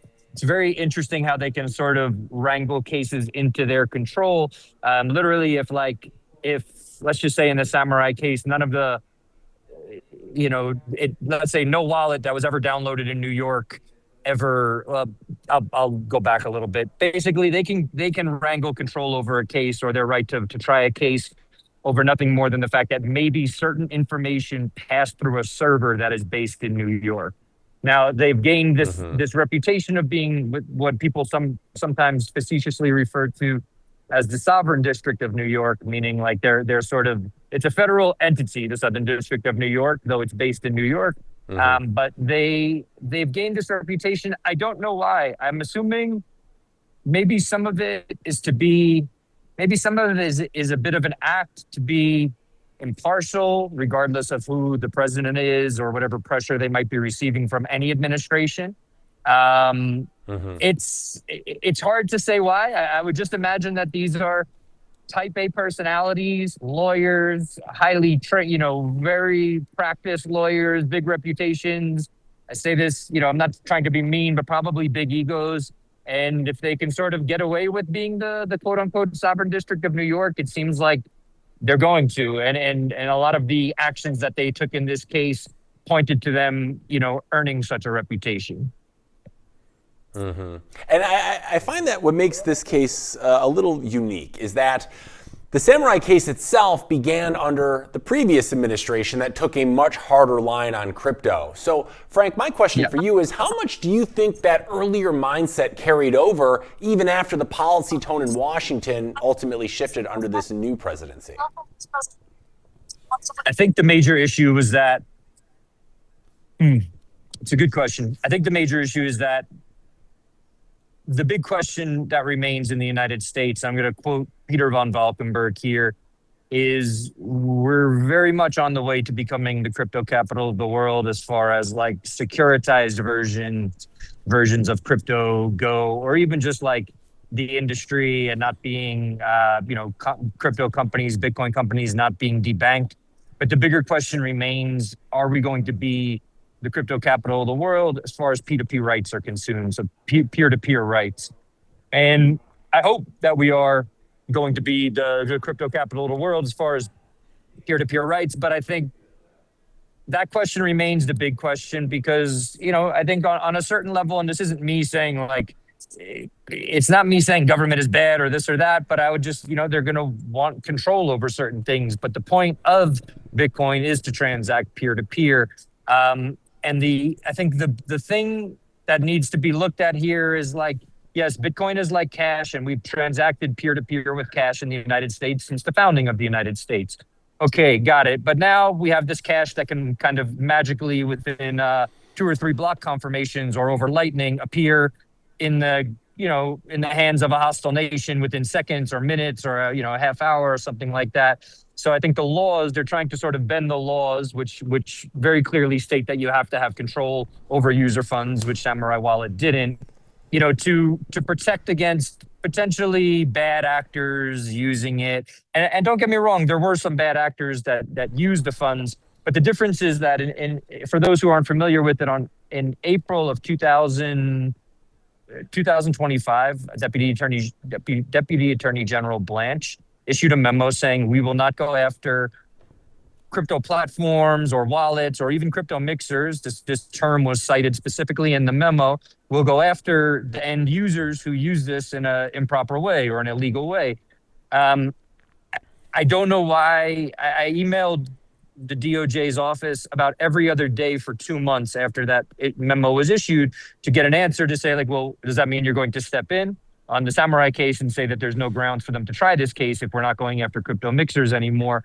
And I never received a response. So, to your question, I may have gotten a little bit off topic there. Is I don't have the answer. I just think the big question is whether or not the U.S. really is going to stand up for peer-to-peer rights. And that question, we might get some of our answer in what the result of the market structure bill is, which we should be seeing.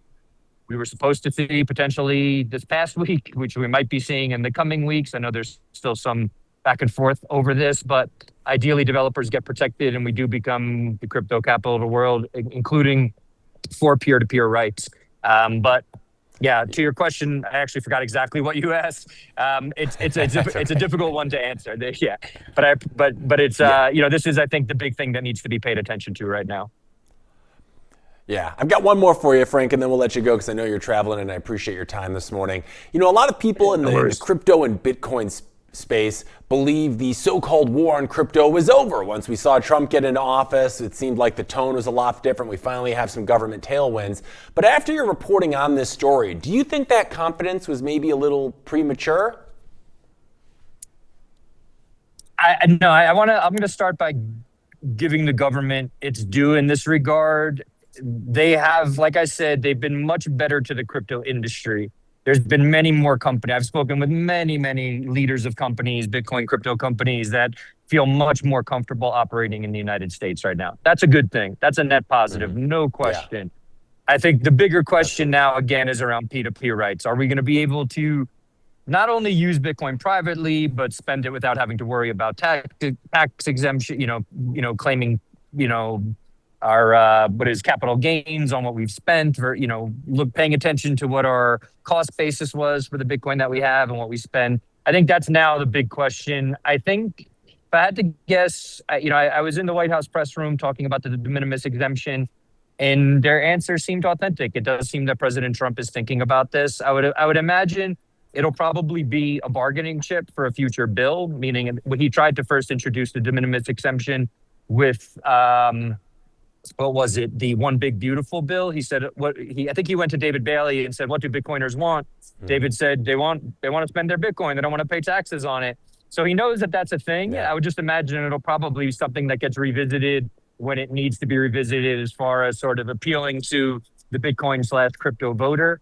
But generally speaking, I can't say completely that the war on crypto feels like it's over. With what happened to Roman Storm in the Tornado Cast case, he was found guilty of operating an unlicensed money transmitting business, though he didn't touch anyone's keys, and we have 2 developers in jail right now. With Roman Storm, that case will go to the appellate level. Many lawyers that I've spoken with think he'll win and won't have to serve any time.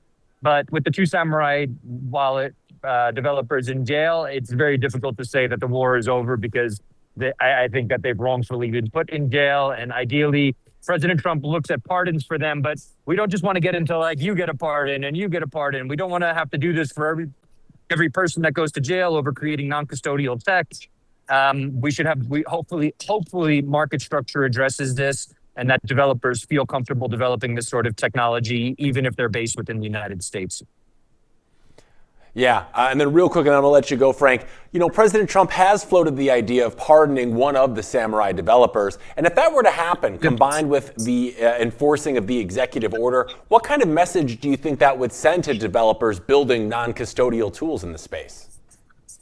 Yeah, I think that's the message. And it's not only to developers. I mean, midterms are coming up, and there's a lot of people who are more than I think the White House recognizes. There's a lot of people who are upset about these developers being in jail. It's a non-negligible amount of people. A lot of them probably voted for Trump, thinking that this wouldn't happen under Trump. If I was to think about this through a bit more of a political lens, maybe he considers a pardon a little bit closer to midterms, when it would have a little bit more impact on voters. I don't know, and I'm just thinking out loud here. It's not I think this is just how politics works, and we have to think about it. But yeah, it would send a great message to developers, not only in the United States, but around the world. People from around the world are watching this. Governments around the world are watching this. And if the United States says we are truly the home of the crypto capital of the world, and we want people to be here, to be developers here, even if it's developing this technology that is not totally understood right now, I think it would send a tremendous message, again, to the developers here and abroad. Yeah, absolutely. And Frank, I really appreciate your time today. Before we let you go, I'm sure you've gained at least a couple of fans in our audience today. They know you're doing God's work out there. So what's the best place they can go to check out more of your writing, your research, your hot takes? Where can I send them? Appreciate that. Yeah, right here on Twitter, at Frank Corva. Get me on Nostr. Trying to spend more time on Nostr. I think if you just Google my name, well, not Google, if you search my name on any Nostr client, Primal Dominance, you can get me there. And on Substack, I publish a weekly newsletter. I'll be publishing a piece on what I just experienced here in Colombia. I was here for a Bitcoin conference, and probably the three best, or LinkedIn if you want, but that seems a little bit too, formal for this environment. But anyway, Twitter, Nostr, or Substack. Amazing. Well, we love the work you're doing, Frank. Thank you so much for sharing your insights and expertise with us this morning on RoxomTV News. And safe travels today, my friend. I hope you have a great week. Thank you, guys. Much appreciated. Pleasure. Thank you. All right, gang, we're taking a quick break here at RoxomTV News, but when we're back, we're coming up with talking an interview where we talk about Bitcoin mining in 2026 with Hash Rate Up's founder, Jesse Pielke. You won't want to miss it. Stay tuned. More RoxomTV News coming your way right after this quick break. Some call me Chicken Little, others Bubble Boy. I'm a bit changed, but sounds familiar, right?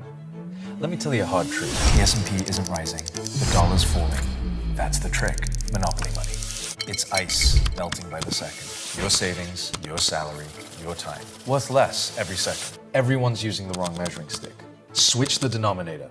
Price the S&P into Bitcoin. Hard, fixed, unprintable. Suddenly your unstoppable index, it's collapsing. And while you cling to dollars, well, Wall Street already switched. Before, you needed two brokers. Still getting my ninja bonus though, right? Fuck. Plenty of spreadsheets. And my quant! I hate this part. I was right, and I'll be right again. If I were you, I'd thank me. You know my name's Dave, right?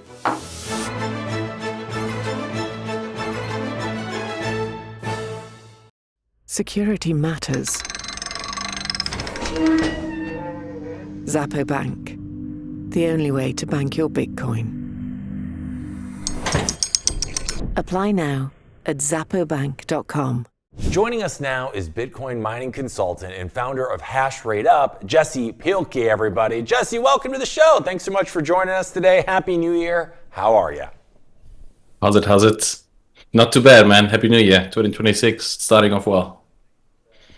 It is exciting times for Bitcoin, and I want to get into your journey first because I know we've got a lot to talk about today. So, Jesse, from what I've seen from, I've interviewed hundreds and hundreds of Bitcoiners out there at this point, and they all kind of have a similar story. They got into Bitcoin slowly but surely. It took a little bit of time. It looks like your journey started in energy and infrastructure, including working with off-grid grid utilities in Africa. Tell us about this experience. How did that eventually lead you to Bitcoin? We want to know. Yeah, absolutely. So a bit of a different story, often untold.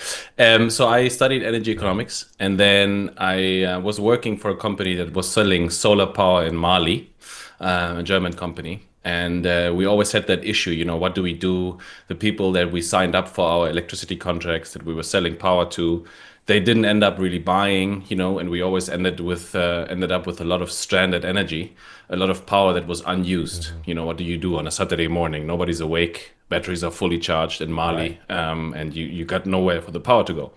And that's where sort of Bitcoin entered my life, and Bitcoin mining. I quickly understood, how revolutionary that really was, as a consumer of last resort. And something that is completely unique to the energy industry. And that solves a very, very old problem that we can get into. But that's how I sort of started from the energy angle. Who introduced you to it? And was it an immediate buy-in from you? Or like many others, did you have to do some research and take your time before what Bitcoin truly is and can be kind of registered with you? What was that process like? Yeah, so I was tasked with solving that problem of stranded power, but also, how do we get money from Mali in a village, cash, crumpled up, dirty, how do we get that cash into the account of an investor in Germany? And that's where I'm a child of the ICO era, and a lot of altcoins, to stay politically correct, were advertising how they would solve that problem. And that's how I got started and how I, bought into these scams first and foremost. So I bought Bitcoin to buy these scams. Basically, is the story I'm telling. That's funny. That's very unusual from a lot of the ways I normally see people discover Bitcoin. Oftentimes, myself included, it's through the price action. But yours, as you mentioned, kind of came through energy and engineering. So it kind of begs the question, like, how did that change what stood out to you about Bitcoin compared to traditional finance? Because your entry into it is a little atypical, I would say. Yeah, so I think the entry was atypical, but then the journey was very typical. It was number go up, of course. Can't claim anything else. And then the path in the rabbit hole is very straightforward. It's like a highway once you find the entry. I just went full blast into it. COVID hit also, so there was a lot of home office involved in my job, and a lot of time on my hands reading articles on Bitcoin Magazine all day. Podcasts. I started my own podcast back then as well, only as a hobby, because at some point my wife was like, okay, listen, dude, this is a one-way street conversation here. So how about you go talk to a microphone, So I started doing that and and that's it's a trait of mine that I think a lot of Bitcoiners share. Once we find this thing, we don't really let go, and we want to know everything about it. And we question a lot of the things around us through it as well. Not to get too philosophical, but that's how I kind of got started. And then, I moved to Cape Town about 3 years ago with my wife, who's South African. And then, I needed to write bills, couldn't because of visa issues, and always wanted to work in Bitcoin. Found my first sort of freelancing gig in the Bitcoin mining world. Started a company in Estonia, out of all places, where I'm an e-resident and where HashRateUp is today registered. That's the story really. And today I'm here 3 years later, fully bought in consulting in Bitcoin mining. Yeah, I mean, it's definitely an individualistic journey, but like you said, not that different from many others once you kind of got into really the nuts and bolts of what Bitcoin is. And I want to talk about it. You mentioned it briefly, HashRateUp. Let's just start with what is it, who is it for, what does it do? What's the short and skinny on it? So the mission really is for the company is to bring more hash rate to the continent of Africa. That's the overall mission, right? That I'm trying to go after. Quickly realize, that costs a lot of money. There's a lot of capex involved in mining. Africa and Bitcoin mining, there's not a lot of capital pools for that. So the question is really, how can you start? How can you build a profile? How can you build some history and some reputation around it? How can you maybe fund your first projects yourself? And that requires a lot of cash. And so that cash I'm trying to make through consulting, hardware sales, brokerage, the podcast as well, so that's really the short and sweet of it. I help people understand Bitcoin mining better. I help them invest in miners. I help them when it comes to used machines. A lot of customers come to me. They have innovative ideas around, ancillary projects for energy or mining on stranded gas or mining in profit splits. There's a bunch of deals that I've done that are kind of creative in the Bitcoin mining world. And a lot of those require used machines. Mining on solar is another one. Those decisions need some guidance in most cases. And so that's what I provide essentially, all with the goal of, starting my own projects here in South Africa and more Africa internationally.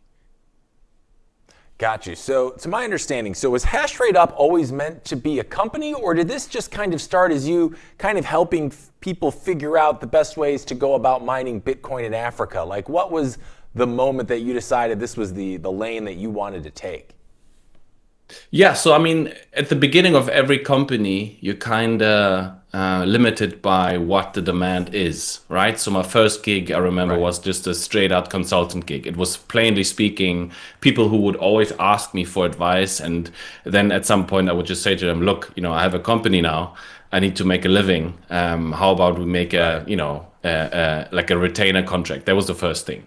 And then that sort of podcast angle took on, and I quickly realized, okay, this is a good way for me to speak to people that otherwise wouldn't give me the time of day, because why would they? They have other things to do.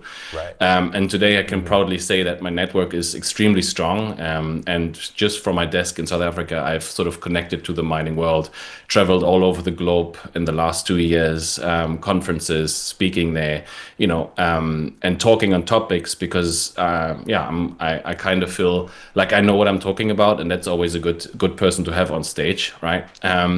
So it wasn't like I didn't sit down and come up with a business plan and raise money. I just sort of started and found my way into it. And it keeps me going to this day for sure.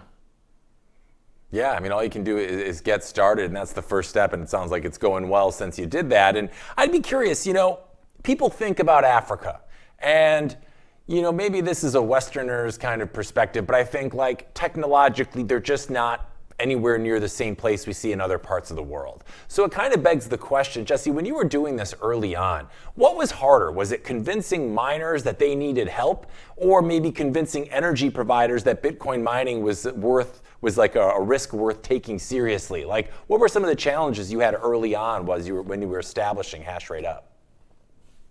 Just a note on that first comment you made. You're right? In many cases, it's not as advanced, but in other cases, it's wildly more advanced than the Western world is. Think about Kenya, for instance, right? Everything works via mobile money, right? We're completely leapfrogging there. Landlines, yes, in South Africa are a thing, but if you look at Africa as a whole, landline telephony is not really a thing. Like, we went straight to mobile phones. There's a lot of that innovation as well.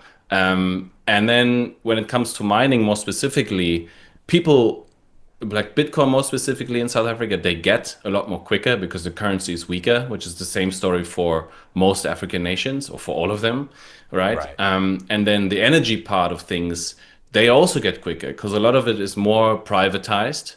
And so those private institutions, they tend to get Bitcoin mining a lot quicker than anything that's, a public utility or something like that.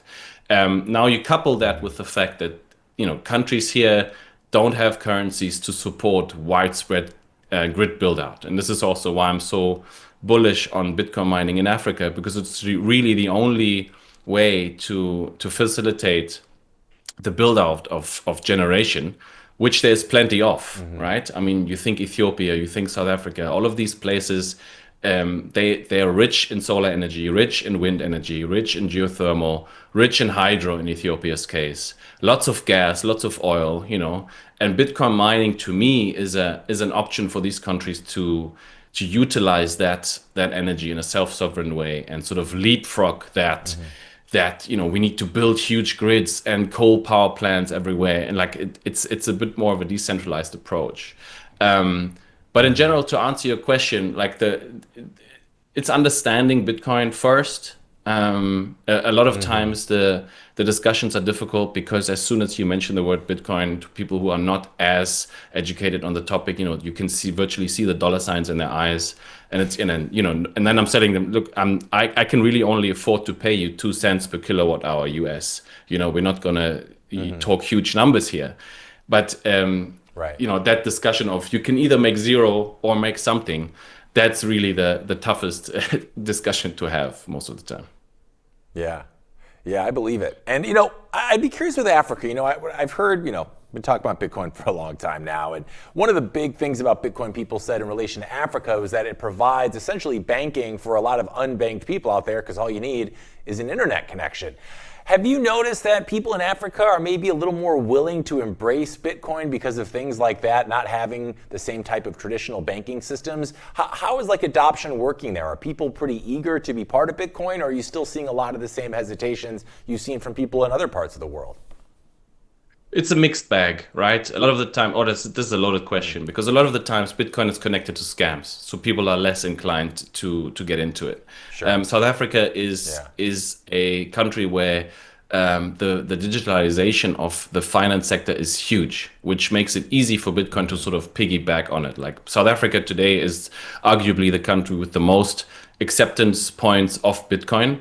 However, the recipients don't even know that they're being sent Bitcoin, or what, like there's 600,000 locations in which you can pay with Bitcoin through an app called Money Badger. And yeah, it's a mixed bag, people, because of the weak currency, they understand it much quicker. Like in a 20-minute, 30-minute Uber ride, I can explain to the Uber driver, at least I feel that way, pretty well why they should be looking into Bitcoin, because they don't like the currencies that they have access to, right? And that discussion is in the West hard to have, which is why the whole hodl narrative is so prevalent in the West, right? Because we don't really need Bitcoin to spend it. Right. And then there's all these pockets of cool innovation. Like in Kenya, we got great circular economies. We got the Bitcoinikazi guys. We got Machankura as well. I know in Nigeria, a lot of people are using it. USDT also, to be frank. Stable coins are still a huge thing because people understand the dollar better than they do Bitcoin. Right. And there's no volatility, right? Right. So yeah, that question is so widespread. You can get into so many different things, but I would say in those nations where purchasing power is among the higher ranking, this whole Bitcoin as a scam issue is still a problem. But then, we're at a point where you can go to Kenya into a barbershop where locals have their haircuts, and these guys will all be altcoin and forex trading through apps on their phone. That is widespread penetration, but then you will reach pockets of Africa where Bitcoin people haven't heard about it at all. So it's a mixed bag. Yeah, Africa's its own beast, but that's also something we've seen, in different parts of the world. Bitcoin means very different things right now based on its use case in that place, right? Like here in the United States, it's digital gold. It's a hedge against inflation. When if you look in like South America, for instance, it's a lifeline against inflation because it's so much worse there. And it sounds like it means a little bit something different to a lot of people in different parts of Africa. Now, there's a lot of parts that that go into Bitcoin, especially when you're setting up miners, right? So I know people that you usually are consulting probably need help with things like energy procurement and hosting, partnerships, ASICs miners, etc. Which of those areas do clients usually underestimate the most before they call you? What are most of the calls you're taking about in regards to those specific arenas of Bitcoin mining? Yeah, risk, right? It's a very clear answer. Everybody looks at price. Mining at 6 cents is better than mining at 7 cents. But if mining at 6 cents takes place in Ethiopia, that's not better than 7 cents in the US, right? People always forget that risk ratio part. When it comes to the pricing. Right. And people think, if Bitcoin price goes up, my revenue goes up, but Bitcoin price for miners really only matters for like 2 weeks, and then we have a difficulty adjustment, and then it's irrelevant. Bitcoin can be at 100,000 or 200,000. If the network grows, eats that up, then it's irrelevant, right? Those are, I would say, the largest underestimated parts of it. And then total cost of ownership is another one, right? So people look at the behemoth in the space. Bitmain still, I think, has like 80% market share or something crazy like that. But the problem is the machines that they build, the quality is not great. Also, the customer support, not great, right? So the people that phone me, I will tell them, look, if you own 10 Bitmain machines, good luck getting them repaired within a reasonable time span. It's very difficult. So this year is actually something that I want to talk about more, the total cost of ownership, right? Because let's say you have a miner hosted somewhere, but that miner needs to be touched 10 times in a 2-year lifespan. Now you tell me what's more efficient. A miner that might be slightly less efficient on paper when you buy it and that you don't have to touch at all, or one that you have to touch 5 times and that has a bit more efficiency, so that is also something that's wildly underestimated, I think.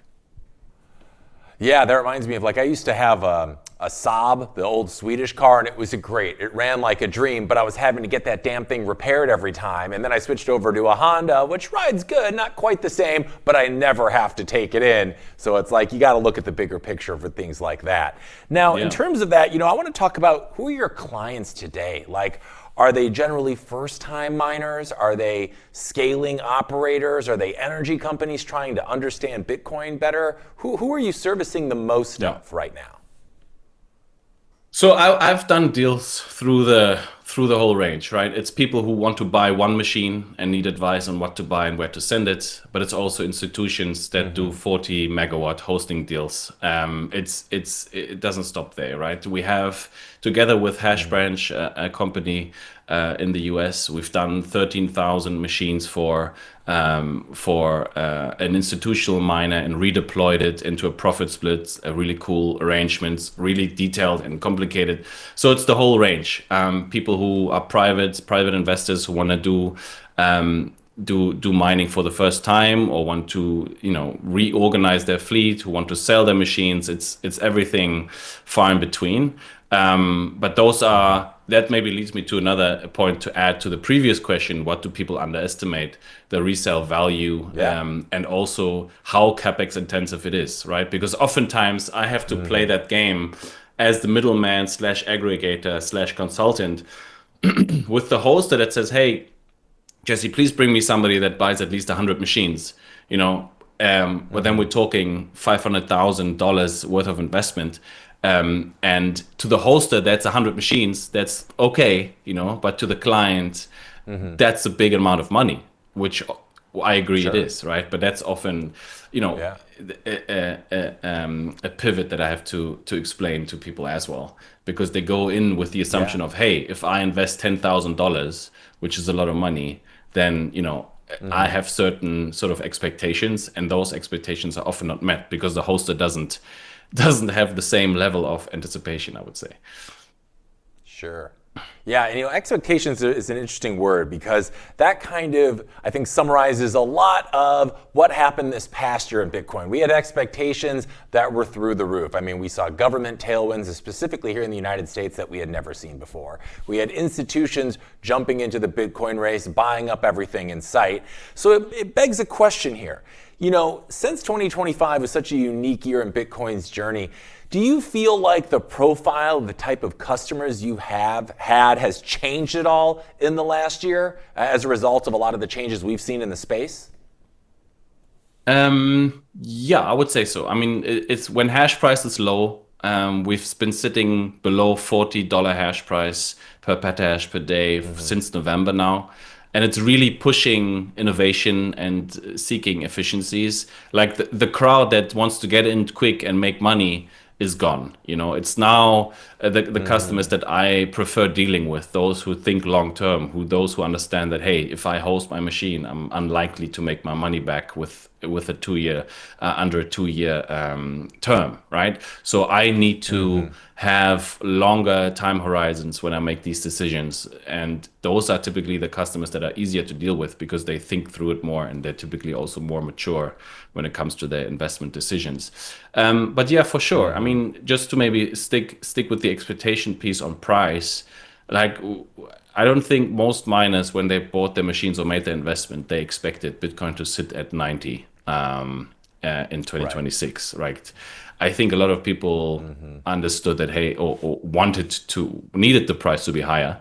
And now I think we haven't seen 4 difficulty adjustments downwards in a row since 2021 or even before that, right? So it's a really unique time in Bitcoin mining.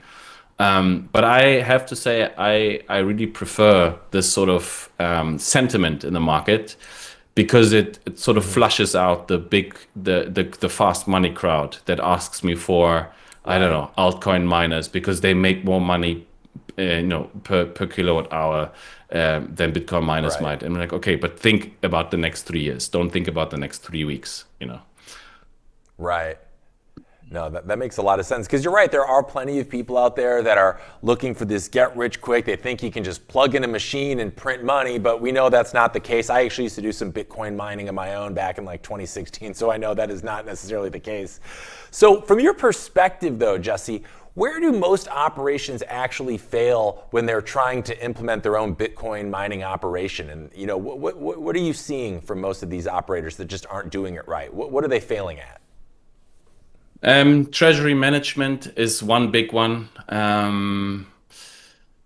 Contract management as well. It's typically miners, when they sort of smaller scale, they will not earn or not own a large part of the value chain. So there's a lot of risk on both ends. Yeah. Weather conditions is a tough question. Where do they fail the most? Underestimating risk. A lot of people, maybe to stick with the Africa piece as well, it's a good example. Ethiopia, a bunch of investment went into that country, and now they really, in 2025, in the latter half of it, messed it up because they're now just increasing electricity prices. And everybody likes to say, oh, Bitcoin mining is mobile. It just moves wherever it needs to be. Yes, over time, that's true. But if you invested, into a 50 megawatt site and built it there and bought the miners, good luck getting them out short term. You kind of, stuck with whatever politicians are deciding there. So I think that factor of, look at risk as well. Don't just look at sort of flat out electricity pricing. That's where most people on the smaller scale will fail. Then you've got the companies that host, that don't have the capital to buy the machines themselves. They will fail with customer management, people being unhappy, managing expectations. The big guys, you can see, Ride has been selling record amounts of their treasury off to cover their expenses in these low hash price environments. Like you gotta be, you gotta be setting yourself up well. Bitcoin mining is not easy.